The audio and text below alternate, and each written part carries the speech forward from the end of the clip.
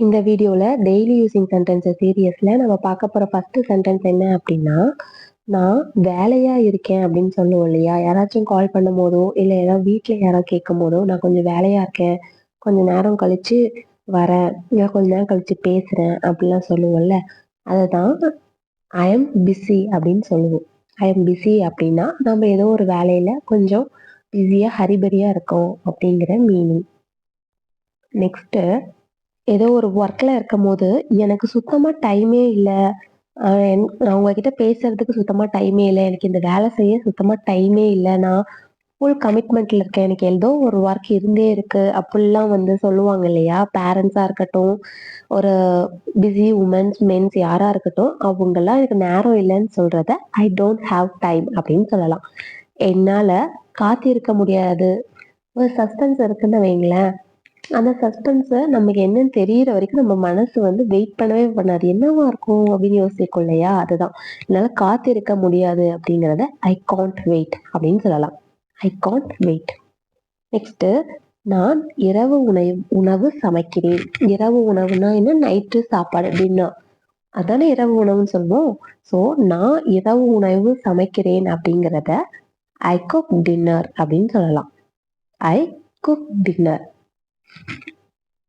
Sentence பார்க்கறதுக்கு முன்னாடி already நம்ம சேனல்ல இந்த மாதிரி நிறைய வீடியோஸ் போஸ்ட் பண்ணிட்டு இருக்கோம். போய் செக் பண்ணி பாருங்க. ரொம்ப இன்ட்ரெஸ்டிங்கா இருக்கும். உங்களுக்கு எந்த மாதிரியான வீடியோஸ் வேணும் எனக்கு கமெண்ட் செக்ஷன்ல கமெண்ட் பண்ணுங்க. நான் இரவு உணவு சாப்பிட்டேன் அப்படிங்கறது என்னன்னு சொல்லுவோம்? சாப்பிட்டேன் அப்படிங்கிறது eat அப்படிதானே சொல்லுவோம். ஐ ஹாவ் டின்னர்னு சொல்லலாம். I have dinner. I have dinner அப்படின்னா சாப்பிட்டுட்டேன். நான் சாப்பிட்டேன். இரவு உணவு சாப்பிட்டேன் அப்படின்னு சொல்லுவோம் இல்லையா? அதுதான் ஐ ஹாவ் டின்னர் அப்படின்னு சொல்லுவோம்.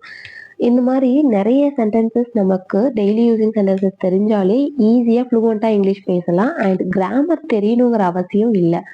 ஏன்னா நம்மளுக்கு ஒரு ஒரு தமிழ் சென்டென்ஸை எப்படி இங்கிலீஷ்ல கன்வே பண்றதுன்னு தெரிஞ்சாலே ஈஸியா இங்கிலீஷ் பேசலாம். கிராமர் மிஸ்டேக்ஸ் எல்லாம் அப்பப்போ அங்கங்க வரும். ஸோ அதை நம்ம அப்பப்போ சேஞ்ச் பண்ணிக்கிட்டோம் அப்படின்னா ஃப்ளூவெண்டா இங்கிலீஷ் பேசலாம். நான் புத்தகம் படித்தேன். நான் புத்தகம் படித்தேன் அப்படிங்கிறத ஐ ரீட் தி புக் அப்படின்னு சொல்லுவோம். ஐ ரீட் தி புக். நெக்ஸ்ட் நான் இப்போதான் எழுந்தேன் அப்படின்னு சொல்லுவோம் இல்லையா? நான் இப்போதான் தூங்கி எழுந்தேன். நான் இப்போதான் எழுந்தேன் அப்படின்னு சொல்றத ஐ woke up now. ஐ woke up now அப்படின்னு சொல்லலாம். இல்ல ஐ woke up just now அப்படின்னு கூட சொல்லலாம். ரெண்டுமே சேம் மீனிங் தான் வரும். நெக்ஸ்ட் நான் குளிக்கிறேன்.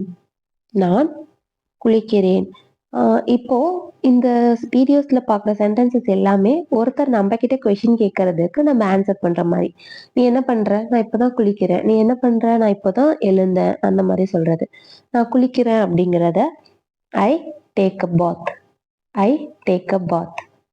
நான் உடை அணிந்து கொண்டேன். உடை அணிந்து கொண்டேன் அப்படின்னா என்னன்னா ட்ரெஸ் போட்டுப்போம் இல்லையா?